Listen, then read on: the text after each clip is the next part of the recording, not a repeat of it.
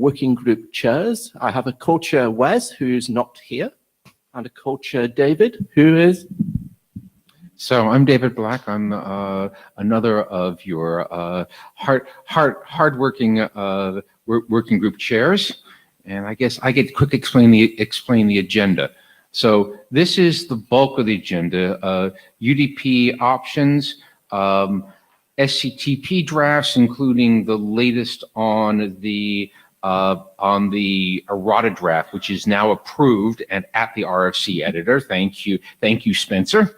And then we get to do a whole bunch of path MTU discovery. Now, on Monday we bashed the agenda, and I want to thank Iju for talking about her draft on Monday, because what's going to happen here is, let's see if I can get this to do its right thing. We're going to pick up the diff-serve to QCI mapping draft at the end of the agenda, time permitting. The items shown on this page are all more important than diff-serve to QCI, and we will put the time into these that we need to get to understand and try to close open issues. All right.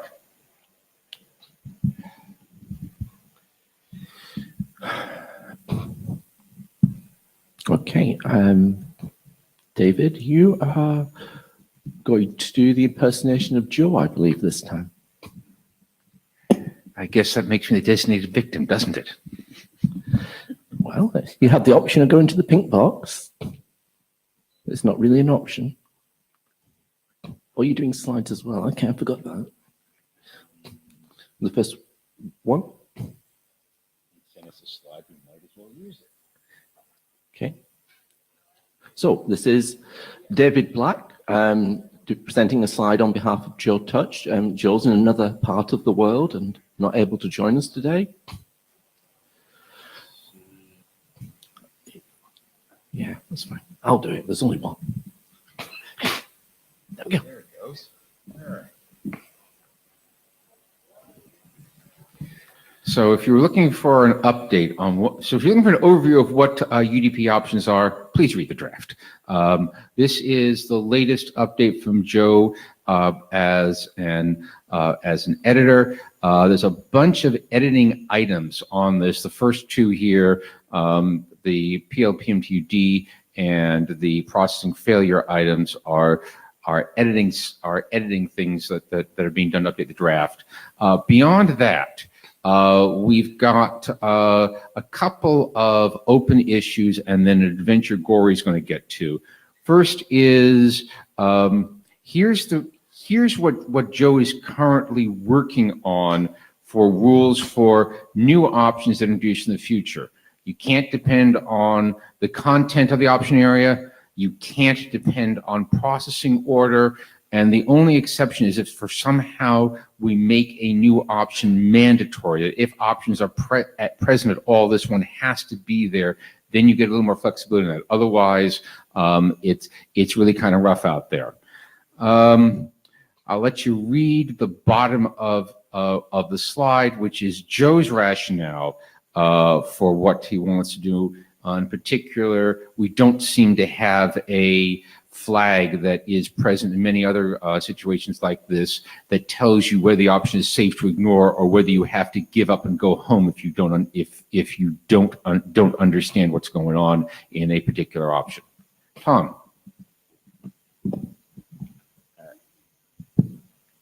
Tom Jones. Okay, maybe the discussion answered this question. I don't know how Joe envisions in having mandatory options in the future. So it would require to do a IP style option number space, but there's been no discussion. We would need, if we were ever to add mandatory options, we get to figure out what a flag day looks like. I'm not quite sure what that line refers to. It might be the case that refers to current mandatory options, not ones to be added in the future. Okay. And it's all really complicated because, as I think I saw discussed on the list, if we design a protocol from scratch, and if you don't understand this game over bit, would be a fine thing to add. However, because we're tacking options onto UDP, if you don't understand, then game over is the wrong outcome. It's if you don't understand, then maybe ignore the entire set of options, but don't drop the packet because don't drop the UDP packet because this weird options thing got tagged on and something went wrong with it. Yeah, but that's really difficult. I think the thing to minute is that Joe needs to come up with a clear direction on this so we can continue. Yeah, I think so too, and I think I think Joe needs to be in this discussion, as I really can't do a good job of channeling him on this one. So I think that's the update, and I think we have more to come on the list. There's another implementation update slide deck as well, which kind of follows this. Lars? Yeah, Lars, I guess I've not really been following this very much, but That's dangerous. is anybody using this for anything? Well, there is an implementation out there. Is anybody using this for anything? Well, there is an implementation out there that's nearly finished. So the answer must be no, mustn't it? Short answer is not yet. It looks incredibly useful for path MTU detection for UDP. So this seems kind of heavyweight for that. So I don't want to open a rat hole here, right? But I mean, I don't really see anybody jumping up and down for actually needing UDP options. And if that's the use case, right? And given that I chair Quick, right? And Quick is going to send a whole bunch of UDP traffic, I'd be willing to say good luck trying to get the Quick guys to implement UDP options for path MTU discovery. I think you're going to have a very hard argument there. So this is not aimed at Quick. If you design a protocol from scratch, you ought to do PMTUD right. And Lars, this is not the way in which PMTUD works, or PLP MTUD. It's a way in which you could carry this with other traffic. Quick will presumably have that mechanism built in, so you would not want to do it. So since it was brought up for that, right? Yeah. But basically, I think we're building this mechanism which looks incredibly complex and doesn't really. There's one informational reference at the moment for an int area draft that refers to this, right? And I think we're wasting our time.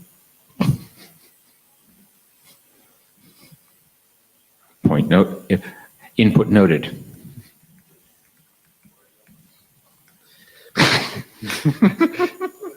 Should I minute? Sorry, Joe? No. Hi, Colin Perkins. I have to say I somewhat agree with Lars. The RTP-based applications I know about that use UDP, I can't see what use this is for us. And if it doesn't work for RTP and it doesn't work for Quick, those are the two main uses of UDP. Unless the DNS folks want it. Not that we know about. Wait. We're not doing a chartering discussion. We did the chartering discussion. We're not doing a working group last call. So we take these as inputs and we push back on complexity because adding complexity is dangerous with those inputs. But we carry on the discussion, I think, as chairs. Yes. Speaking of carrying on as discussion, I think it's time for CCO.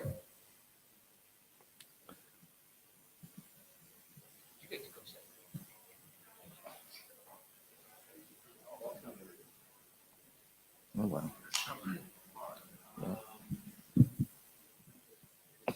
Yeah. Is this the only room of the box? No, there are other rooms. Obviously. Yes. CCO's in there.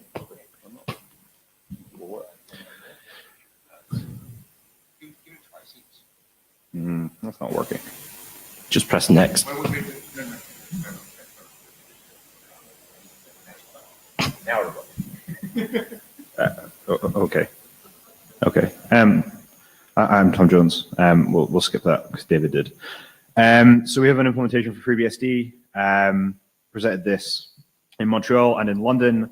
It has not materially changed. We convinced Joe to accept the options we need for PLP-M2D. And so they will appear in the draft, but they have been implemented for a long time.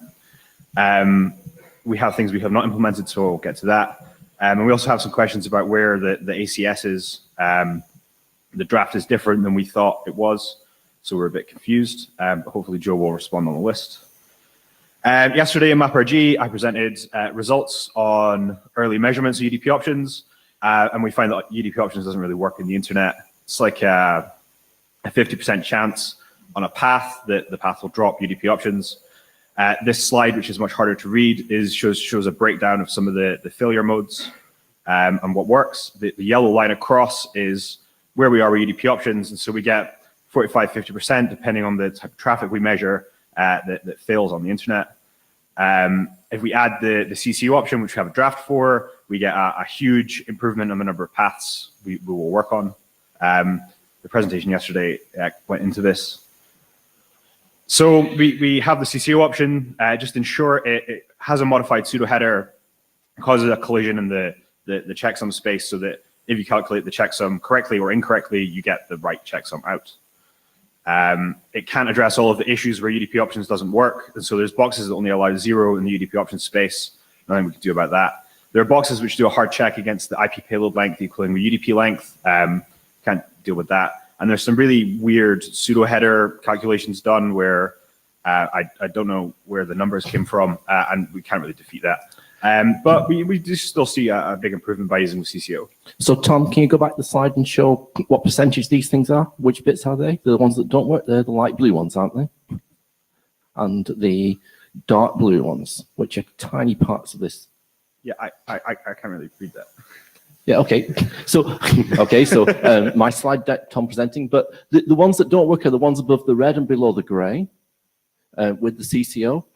The gray ones are ones that never work, whatever you set the values to. So these are maybe firewall devices that have rules that don't support UDP options, so or front-end load balancers that explicitly don't do it. So they have to upgrade it as the standards require them to be upgraded and people provide pressure. But for protocol side, it's a very thin sliver that don't work when you have the CCO involved. Sorry, Tom, for the interruption. Go ahead. Yeah, so we have the CCO. We've had discussion in the past about the checksum, which covers the checksum space and UDP options. The OCS checksum that we have right now is a 8-bit checksum. There is thought that is probably not a great idea considering the internet checksum is twice the size. For us, the CCO is clearly something which is required to use for most traffic. And so we could move to using the CCO.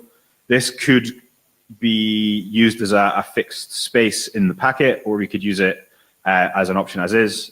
We'd love some discussion on this.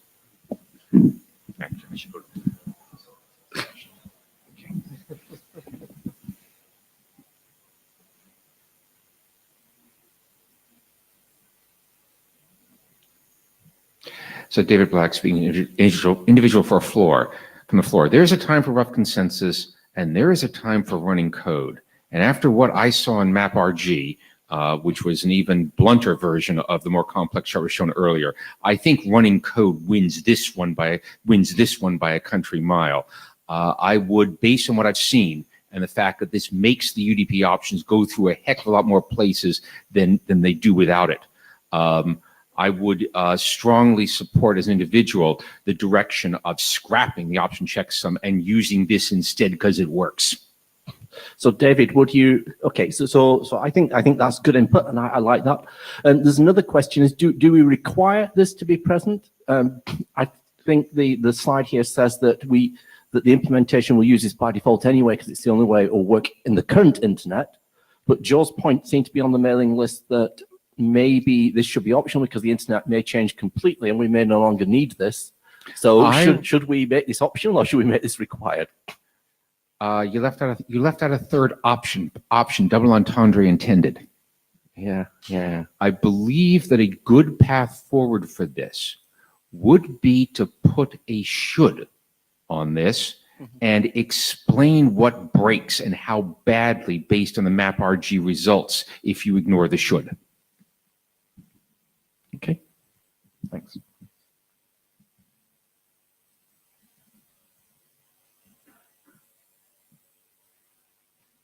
Yeah, and so if we can, that will be the change in our implementation. We will bin we'll bin the OCS and replace it with the CCO. I still like calling it a compensation option. I find that very funny. And then, so on the list this week, I raised some other topics to do with implementation. There are 3 options in this draft that are, one, difficult to understand, difficult to implement, and have very dubious value. The first 2 hit these requirements. So there is a light option in the draft. It involves quite a complicated 4-byte packet swap. We don't have any motivation for this now with the CCO because you need the CCO for UDP options to work, and then you're checksumming your light data, and it doesn't seem to tie together. There is a fragmentation option. I land on the side that fragments are fragile in interior, and I have no interest in implementing this. And then finally, there is an AE option, which is trying to pull in TCP AO style authentication. And I think this is a fine course of action to look into, but it's underspecified in this draft, and it probably needs its own document. And so if we were to continue this, I think it should be a separate piece of work.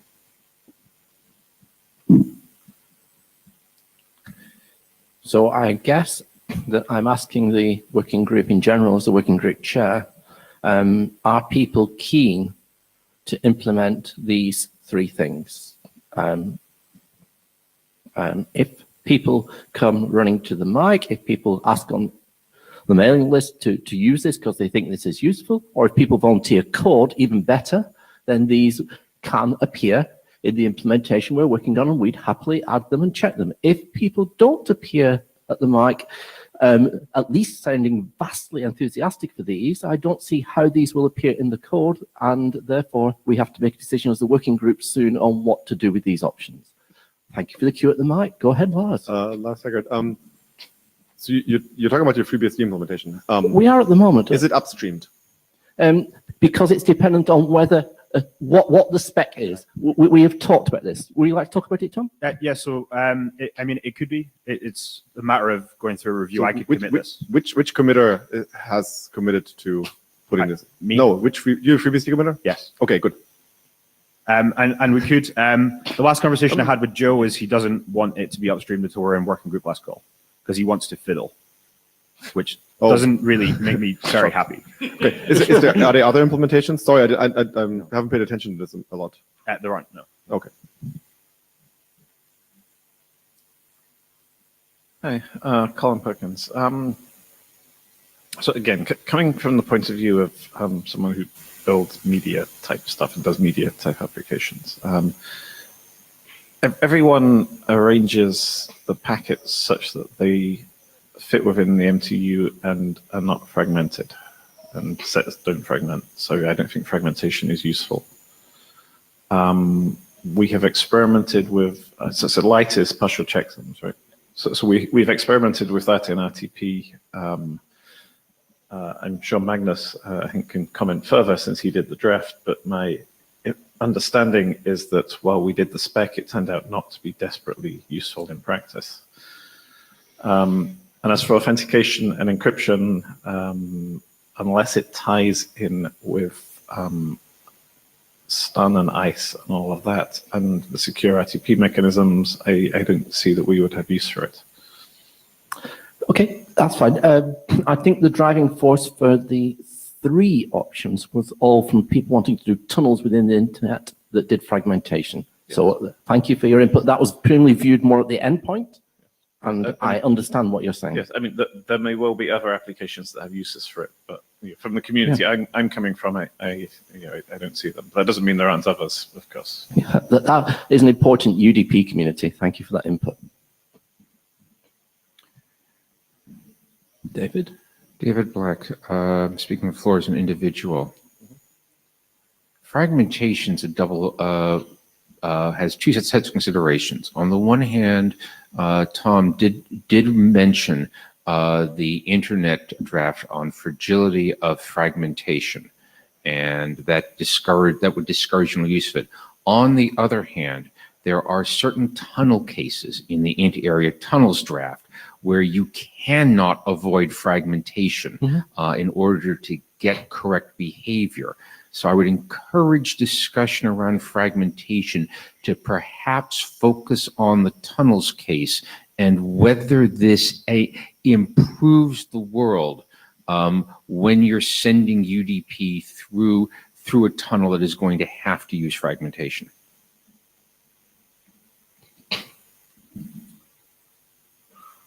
Michael Abramson. So we had quite a lot of discussion on fragmentation, and I mean, it always boils down to it works less well than everything else. And He said, okay, yeah.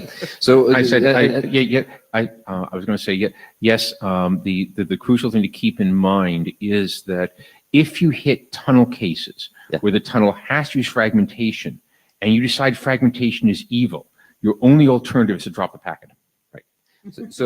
But in practice, looking at the wider internet for billions of users and so on, fragmentation it doesn't work very well. So I think I have stated this in numerous emails.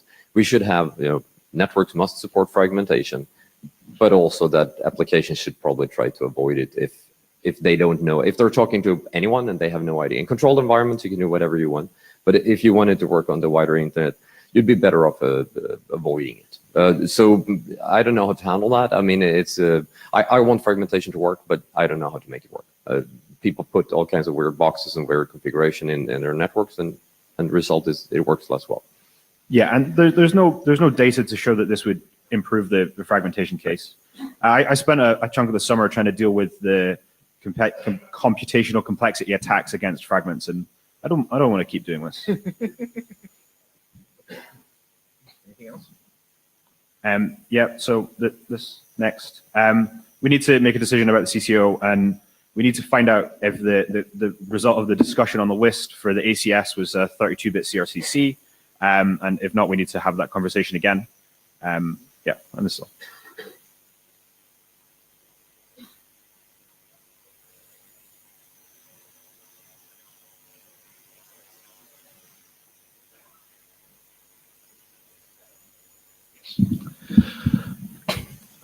Okay, so hopefully these last 2 points are uncontroversial. That's good.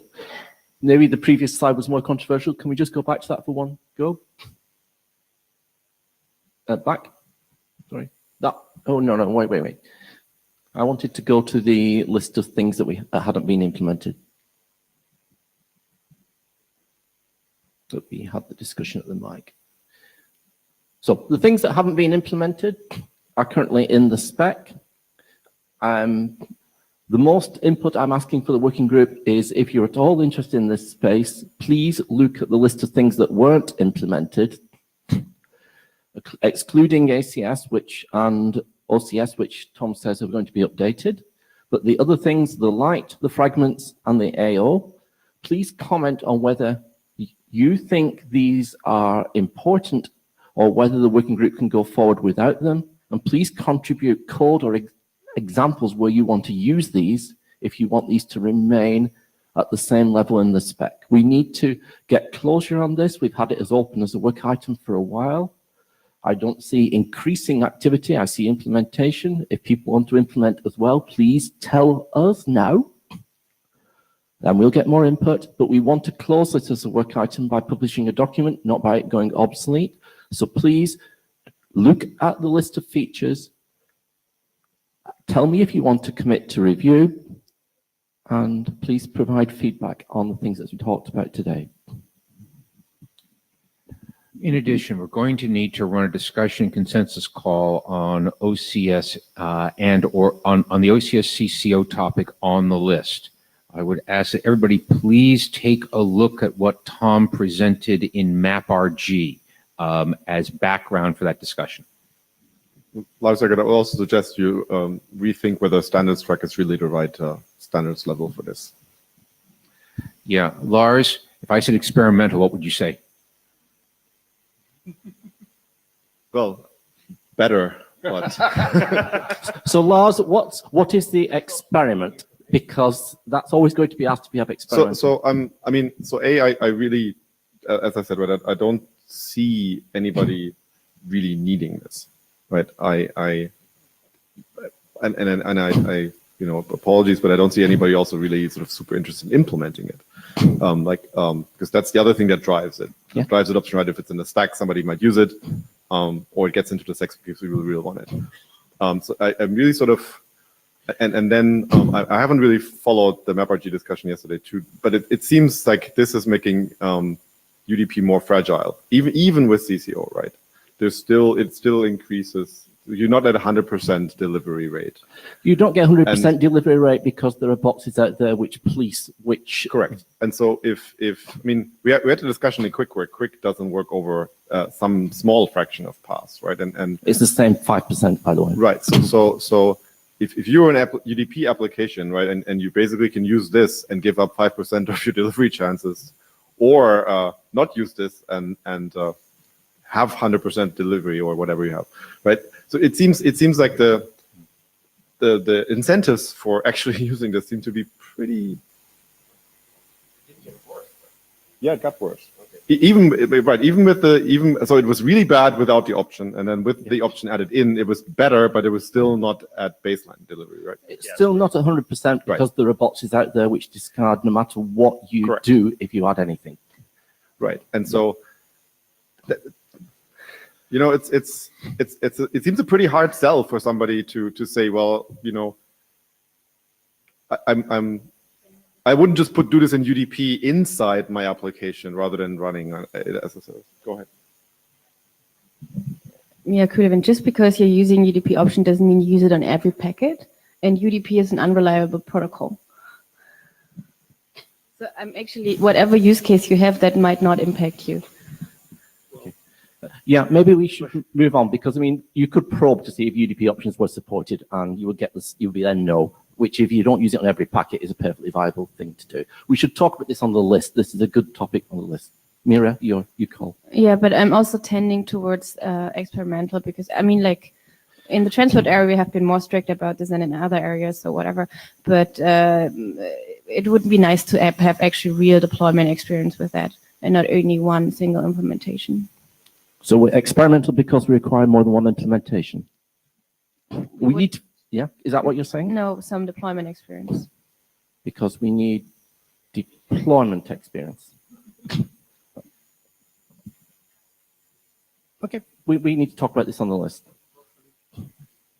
It's fine. So there's, I mean, if the transport area wants to say, you know, this is a mechanism and we believe people should be using it, then you should be, you know, telling us what it's useful for, and I frankly don't hear that, right?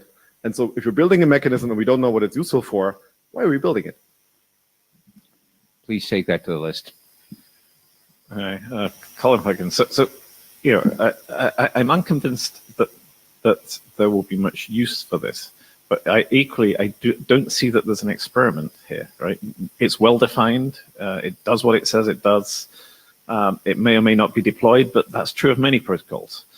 So Yeah, I think it needs to go to the list. The experiment may, for standards track. the experiment may be, is it useful in practice? Are people actually going to do anything with it? But that's not really an experiment. That's do people care enough to deploy it? And we have lots of standards which people, you know, didn't care enough to deploy in practice.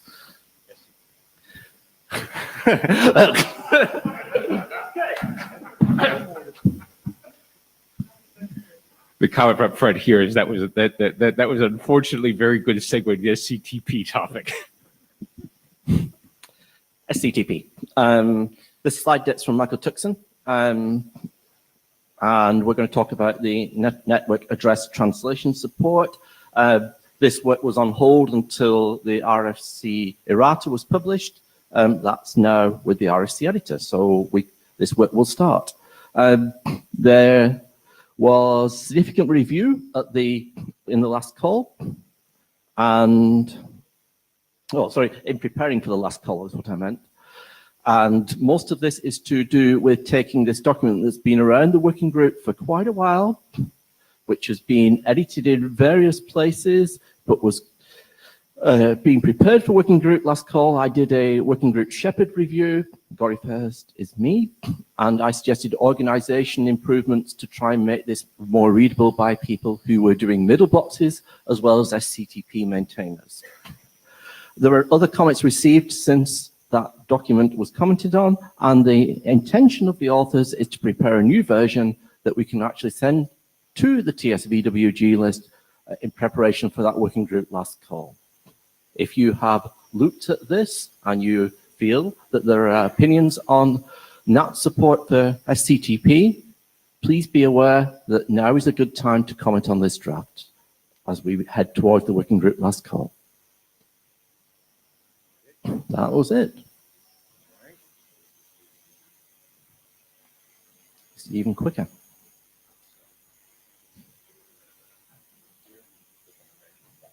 There should be a drum roll. We published the errata document.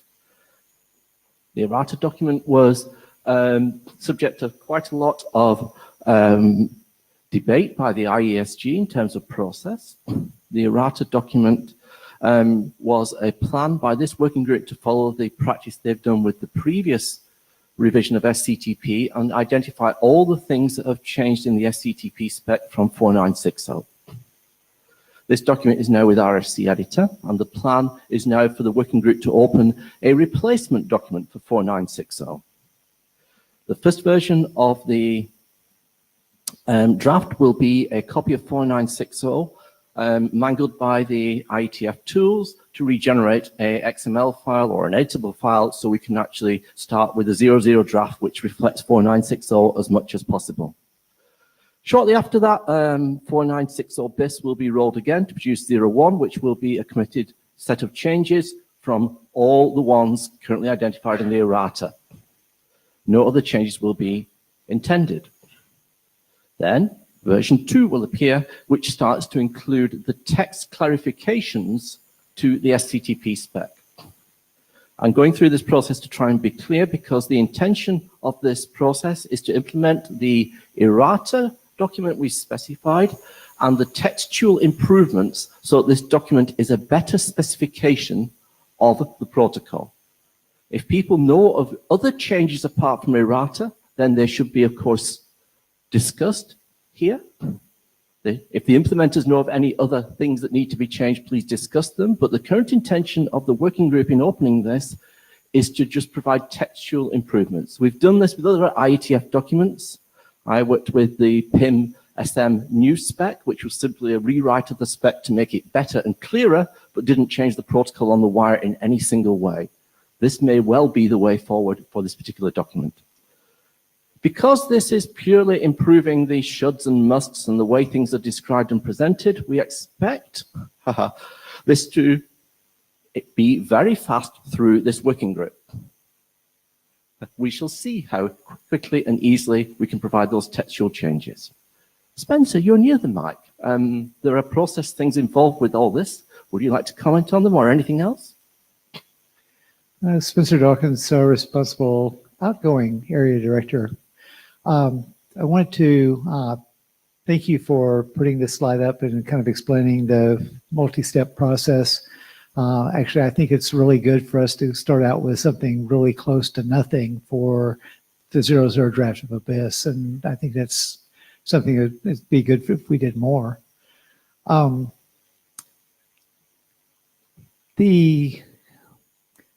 Because you invoked the name of the errata draft, I would say that the ISG has an action item, and not just for that draft, or not even just for that draft plus that use case draft, but for other drafts going forward on what our plan is really. But thank you all for not freaking out when you saw how many abstains are there? I didn't count them. I mean, once it goes to 2 rows in the data tracker, I really don't care. But like I said, basically you all were part of the ISG figuring out that the ISG had something that they needed to talk about. And I think that's going to be really good for the ISG and for the IETF. So like I say, I thank you all for doing the right thing as best you could and helping us do the right thing as best we could. And I think, I'm not neither Miriam nor I believe, are the area director that is responsible for the action to figure out what the right thing is, but one area director is. So thank you all for that. Thank you, Spencer, for taking us through the experimental IESG process. I'm done.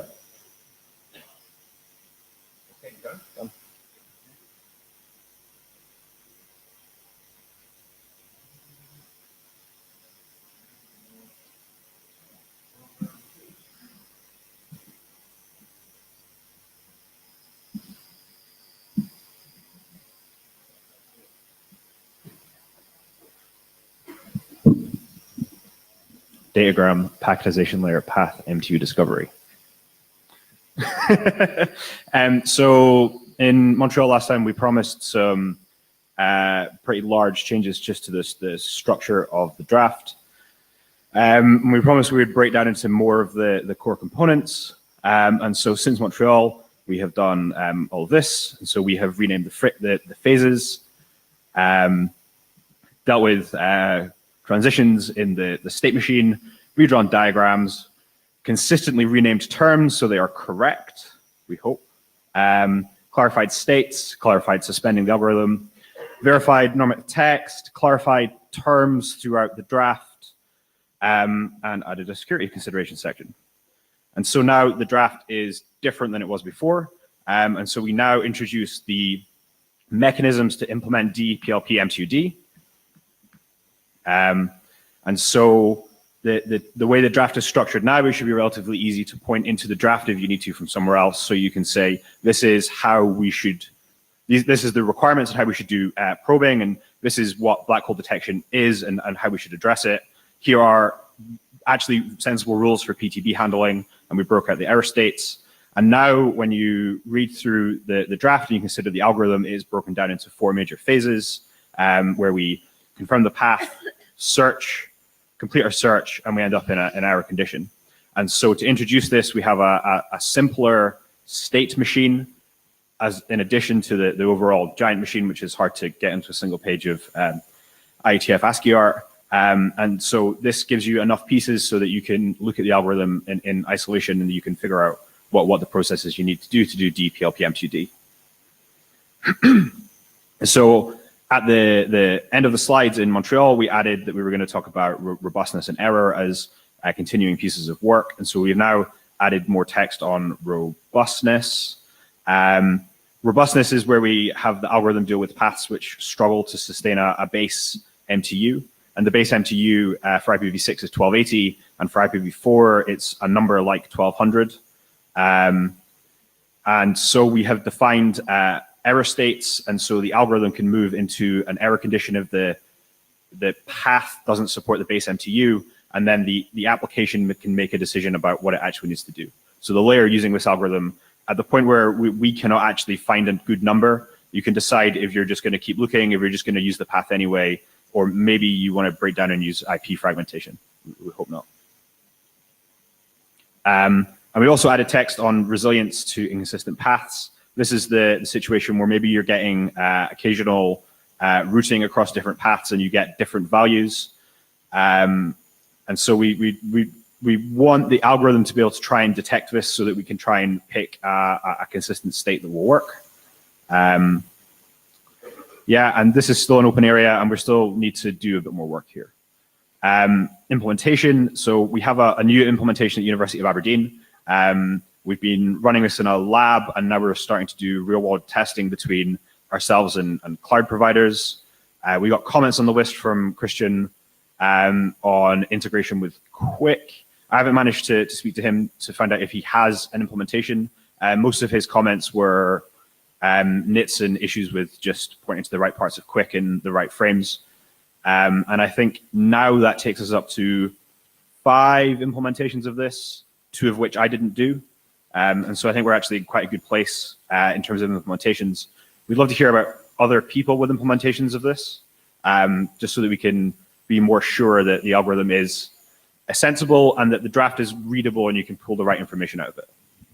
on clarification, when you say you propose text for quick, you mean this week? Yeah, so we're gonna propose text for quick transport.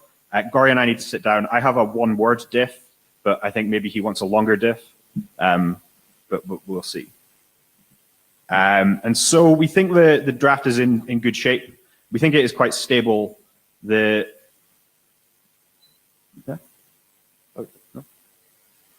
Michael Abramson, so has this been in like V6 Ops and any other place? There are not so many people like me moving packets in this room.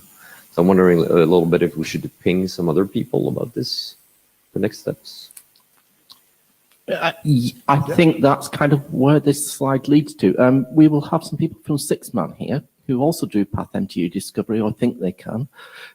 And we'll talk about that in a second, just to try and widen that scope in the way you suggest. I think a greater number of eyes on this now would be really good. Yeah, and I think not only 6man, but also a bit more of the operational community would be a good thing. Excellent. Please help do that. Yes, I will. So actually, I think it just struck me. I should probably go to like the NANOG list and something and point to some of these efforts, because I think that there are some people that don't even follow the IETF that might be interested in this. There are these people. No. Jelinko, second in this, because last RIPE meeting, I was given update on what's happening in V6 area. And when I mentioned PathMTU discovery thing, people run to the microphone saying fixing PathMTU discovery, it's like believing in Santa Claus. Yo, that's exciting. Thank you. Yes, I was really excited, yeah, because I still believe, and I was upset to hear it doesn't exist. So yeah, I do believe we need to stay in touch with operational people who like might be slightly afraid of IETF. Excellent. Thank you. Being Santa Claus would be lovely. Are we too late in the week for V6 Ops? I don't know when it is. Yeah, it's fine. But we I can mean, talk to these people. Yeah, I mean, also just pinging them on the list, asking the chair to send out an email or something. I didn't mean like actually go there and be in the session, but just posting something on this list. Yeah, Jelinko again. Speaking of V6 and operational community, at least for example in Europe there is RIPE, and as with my V6 working group RIPE co-chair hats on, you are welcome to come and present. Thank you. Okay. Yeah, and so mostly speak to other people, I guess, is where we need to go. And we do need more experience with the robustness and resilience mechanisms in the real world. We're hoping to get that in the next few months, where we run this for a while. Yeah, this is all. Okay, any questions on the document? Please read. We'll reach the stage where we think the document is right, but we want to get more experience of this. But there's also possibilities for more help from the layer below. So let's hear what's going on in 6man to see if that helps us. Right, so this, I guess, is for the people who believe in Santa Claus. Consider this a liaison statement from the internet era. So we've been looking at... Oh, please don't use that L word. So we've been doing PMTUD for 30 years, or trying to do it, and there has been a few proposals for, at least some thinking about, clean slate. Could we do PMTUD better at the internet layer?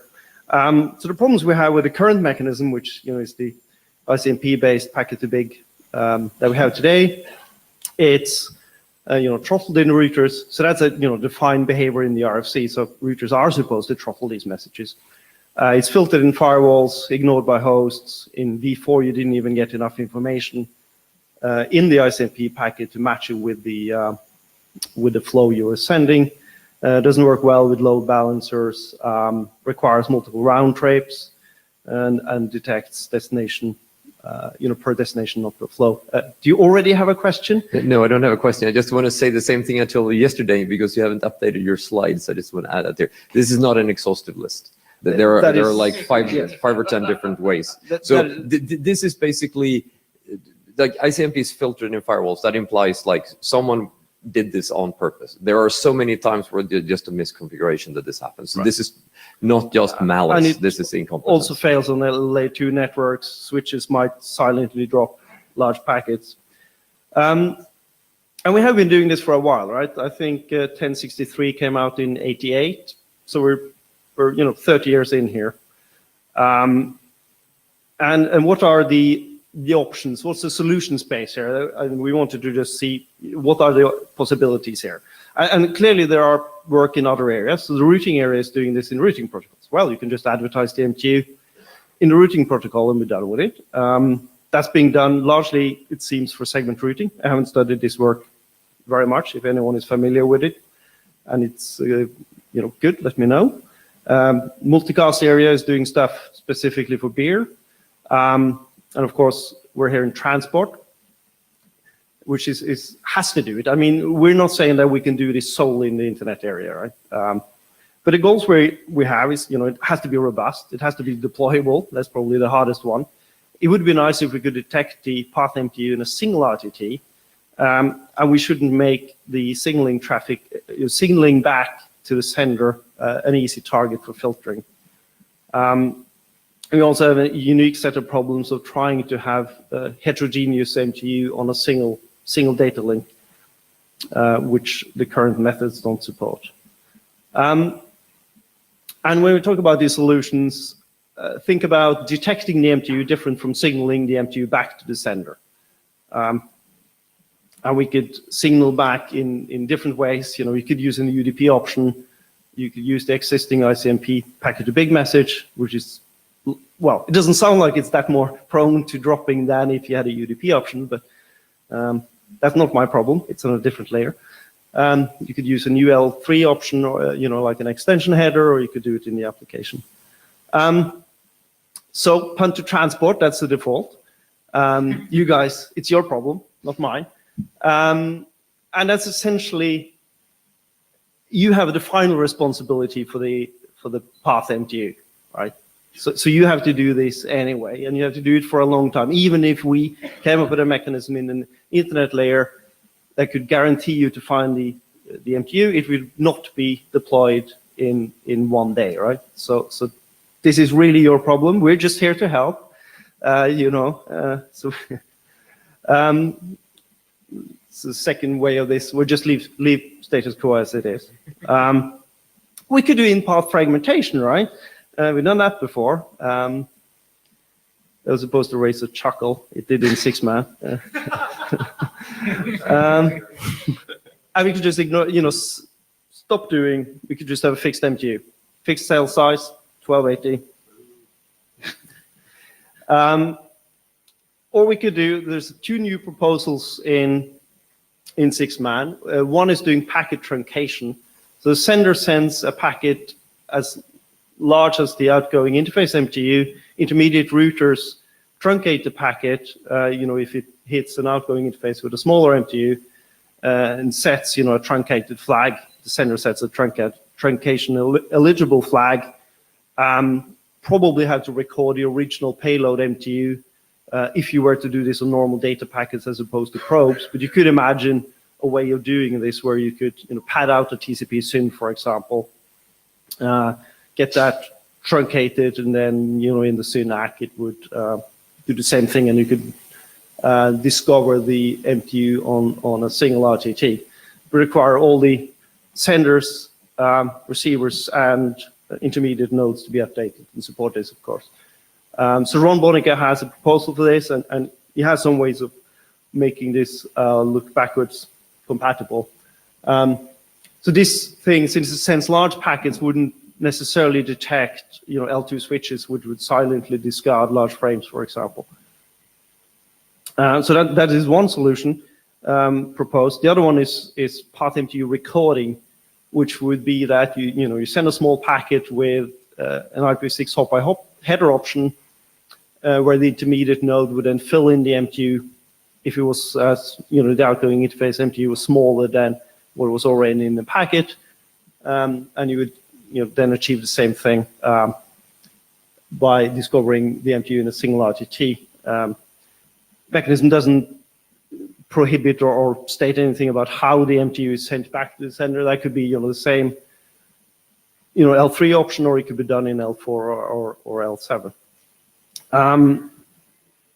And you could piggyback this on data traffic, or you could use a separate probe, just like if you do with truncation. And we have not concluded. This is just playing with ideas at this point. And I think we really want feedback from you guys if it's worth spending any cycles in the internet area trying to do this, because it's clearly, getting any of this deployed is certainly a big challenge. Please, Spencer.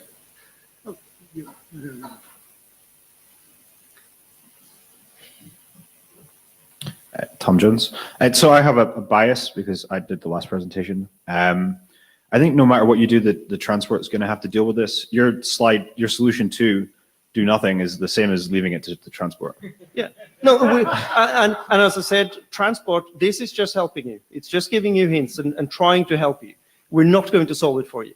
Yeah, and I think from the perspective of the transport, the service offered by the network is 1280. The network can't offer a higher service, and so maybe just leave it to the transport to try and use more, and actually let us send packets larger than 1280.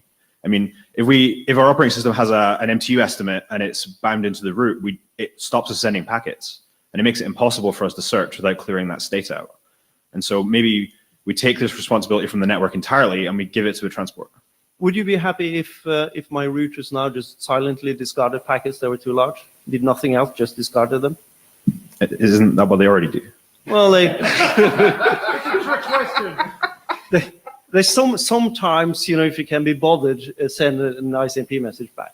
Yeah, but the ICMP messages are, they're very fragile on the network, and they don't give us great information. They give us like a really inconsistent signal. In our draft, we still have to probe when we get that number, so it's not like it solves a problem very quickly for us. Yeah. So this should really be deprecating RFC 8201 and 1981. I'm starting to become a big fan of deprecating RFCs. Cool. Yeah, I can do less work. I'm happy with that. Spencer Dawkins, and I'm doing this as responsible area director for TSVWG. I wanted to thank you for being here, number one, because I think that a lot of the work that we're going to have to be doing going forward in general at the IETF is going to be like what you're talking, the conversation you're having here and in other places. And I wanted to thank you for coming here and doing that. I wanted to, unless somebody lines up, a bunch of people line up behind me telling you, no, don't do this, it's a bad idea. I would encourage you all to spend cycles on this. This was a, is it 8201? What was the RFC number? Yeah, the 8201 is yeah. So when we took it to full standard, yeah. There was an awful lot of heartburn about, this isn't actually usable now, yeah. And that isn't going to get any better. And the MTUs aren't going to get any smaller, it seems to me. So, for you all to be working on it, yes, and for you all to be working on it with other people and, communicating and cooperating the way you're doing, seems like to me exactly the right way for the internet going forward. And I say I just really appreciate that. And I guess the other thing that's worth saying is, if step 2 is to deprecate something, step 1 should not be elevating it to full standard. So just file that away in case it ever comes up again. Just a minute, Gary first, and just inserting a little bit of a process in here. We're not actually talking about deprecating this, in case anyone's remotely listening. We're talking about how we use these signals and really how useful they are. There's some discussion opening here, and I'd welcome people to discuss it and see where it all ends up. But if we do it all together, I think it must be better. Following that, more people at the mic. Bob Hinden, and this is sort of back to Spencer. So regarding deprecating 8201, so the mechanism we're proposing to use in these new things is also sending packet to big messages. So what we're changing is that the destination host sends them instead of the intermediary. So it's not that's still the mechanism that we are currently using. I mean, we could do something new perhaps, but so it's not. But I think the point was, is there anything we can do on the internet layer that has any value for transport? And I think John said, well, I perhaps don't think so. And yeah, and just to follow up, I think the part of the slide up that was up there saying you may get this information in a variety of ways. I think that was kind of a interesting observation, because right now it's like, well, either we're gonna what you get is this, and if you don't do this and you don't have path MTU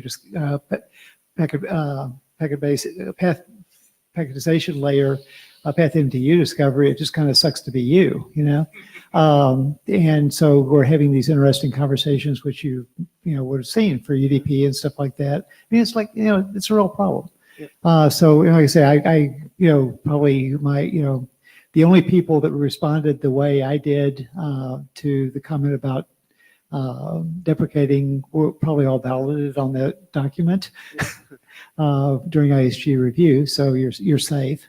But like I say, you're kind of talking about convincing people that something matters, and the best way to convince somebody that something matters is that we come up, not just dumping everything on you, but that we come up with something that works and it is useful. Because I think there's a lot we could do. If we really knew that we could know in a reliable way what path MTUs look like. So almost all the time, which I don't think that's true right now. And I'd like for the internet to be that way. Thank you. Okay, we can cut the mic line now. We'd like to squeeze one last presentation in down at the end if possible. All right, Igor Lubashev. So it just looks like I want to add to the enthusiasm from Spencer and from Bob. It seems absolutely clear that transport will have to do PMTU discovery, but it seems to me also very clear that if a network can provide a service to do it faster, even in 50% of the times, and more reliably, then it's actually a big benefit for the internet. Okay. Michael Abrahamson. So I would just, the moving packets will try to do a better job in providing the signal back. I think but I would also like to point out that was not here, is that what's probably even better working in today's internet is TCP MSS clamping. And that is a network signal. And I know a lot of people hate it. Just want to point it out. We have a way of setting in a packet for that's, please don't use larger packets than that. I know everybody hates it, but it is a signal. It's widely used. And if we just made that not work tomorrow without PLMTD, I can assure you, you will not want to use your internet in a lot of places. It will not work.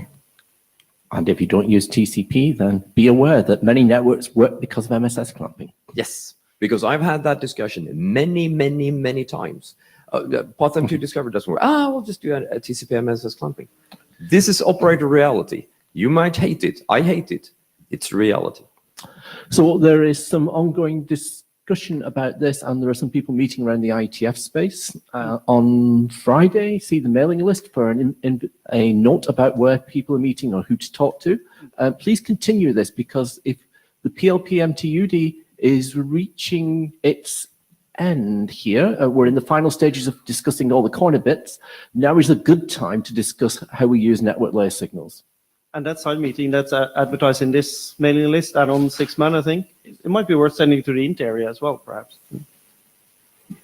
Okay, we want to squeeze one last talk in because we have the opportunity to do a heads-up talk of something that we've spoken about in the past, and that's the relationship between diffserv and the QCI. This is a mapping draft for diffserv.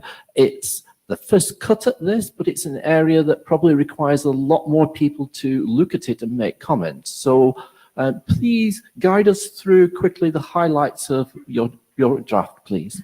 Thank you, Jerome Henry. So the first draft you have here in the server, the PowerPoint, which is a summary of what the text is about. Yes, it's these slides. Actually, you have 55 slides here if you have nothing, to read during lunch. So what this is about is in the LTE world, 3GPP world, there is a QoS mechanism. There are several of them. One of them is called QCI. It's been only mildly used over the years for many reasons. One of them is that it's a control medium. But what we see is that we have more and more requests to be able to align the intent of QCI with the intent of the served domain. And that comes in many scenarios where either your station, the UE here, has multiple connections and multiple links are running at the same time for the same application. And that's, thanks to QUIC and PTCP and some other mechanisms, or because your UE is going to alternate between the two connections, or because it's going to talk to a station which is in the other domain. The LTE 3GPP people have done a lot of work over the last few years to increase the number of QCIs. They initially had only 4, then they climbed up to 9. They were at 17 last year, and now they have 21. And those QCIs are expressing intent which are different from what we do in DiffServ, because they express intent not only based on the marking, but also on the priority level based on requirements of the specific application. So if we have the scenario where that station is going to have to communicate over the two mediums at the same time, we've been more and more asked about a mechanism to translate the intent of these QCIs into the server intents. And also at the same time, if your application is marking the server a certain way, and you get into the P gateway, which is the interface into the 3GPP domain, how would you translate the server intent into something that makes sense into their domain? So this draft is the first attempt to do that, trying to create mechanisms. And we found, unfortunately, that just using RFC 4594 and a few others just didn't work. We have to create new values here. So this is the first attempt. I would like to encourage you to read it, provide feedback, write to the mailing list, ask questions about what these are if they are not something you're familiar with, because there will really be a need for us to create a mapping that works in both directions. Magnus Westlund. What's the relation to the 3GPP work, and why is 3GPP not doing this themselves? Yeah, that's a very, very interesting question. And how long do you have for the answer? Would be my answer. So, in a nutshell, they're working inside their domain, and there's actually a work done not by the 3GPP because they're concerned into the UTRAN, right? The 3GPP world, not the outside world, but the GSMA has done a mapping that was done maybe 15 years ago, but that only addresses the 4 queues that were of interest for them. So now that 5G is raising the speed at which those QCIs are going to be created, there will probably be a work at the GSMA, but I think it's more on our side, the serve people to create that mapping rather than the GSMA. That sounds a little bit, as this 3GPP defines the QCIs and the intention, I don't find it unreasonable that they actually also say, okay, this probably maps best to these per hop behaviors.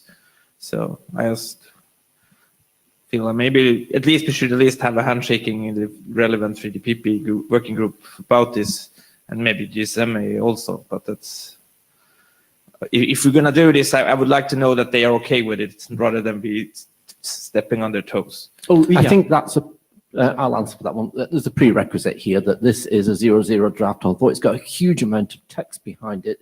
It's the first time it's been aired at the IETF. We are not going to do this work on our own. It may be a great thing for the IETF to do if other people think it's a great thing to do as well. So let's talk about this and let's tread carefully. Okay, Jidong from Huawei.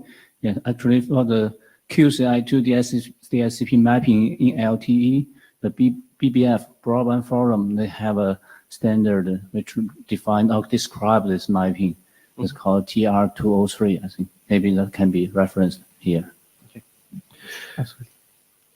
Okay, we cut you a little bit short because it was a heads-up talk, and yes, we want to take more comment on that. Okay, and Jahed here. I'd like to kind of like emphasize what Magnus has said. Like, I mean, I read through this draft. It was good written, but I didn't find references to the problem we're trying to solve here. That is like what's happening in the 3GPP. And if they don't say like, I mean, you can define all this mapping here and expect like the eNodeB, PDN get will that's the like recommendation, right? Parallel behavior recommendation. Let's hope that will match. But if they are not doing it, and as I see the mapping, they have like QCI mapped to multiple, DeepServe kind of code, one QCI. So if they are not agreeing what we're doing here, it's just like, I'm not sure like it's the right way to do it. So a collaboration and mentioning what's happened and why that is not working would be nice to actually hear. So are you volunteering to help do that? No, I'm not volunteering to help there. Okay, so we are still at the place where probably we need to bring this work before more eyes at the IETF.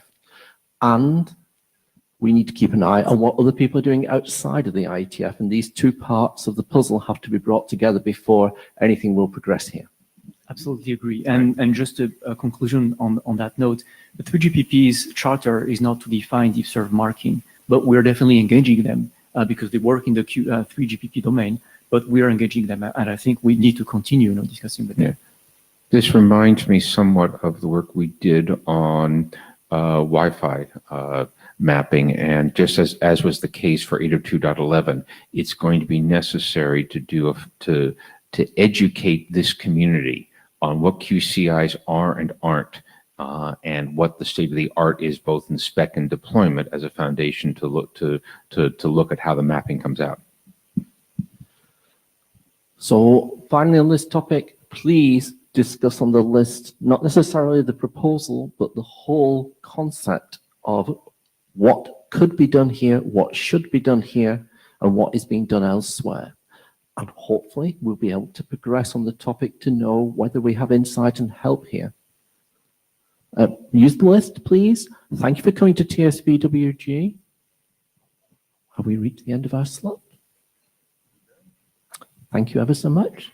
See you at the next meeting. Please use the list in between. We have lots to talk to on the list. Blue sheet.